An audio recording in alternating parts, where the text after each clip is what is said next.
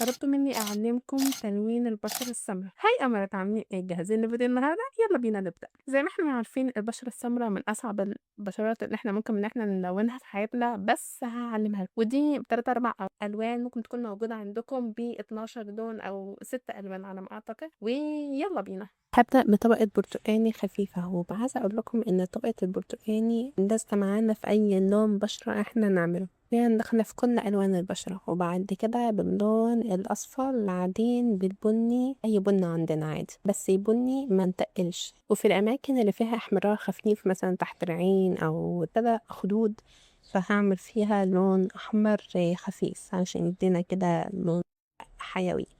وبعد كده اللون البني الغفور لون أزرق عشان يخلي فيه حيوية أو واقعية في البشرة. بعد ما كل ده بتبقى خفيفة من البيج، وبعدين بتبقى من البني اللي احنا استخدمناه في الأول خالص. كده نكون لونا البشرة السمراء. ما تنسوش لايك وفولو، والفولو أهم من اللايك علشان تشوفوا فيديوهاتنا الجاية. باي باي.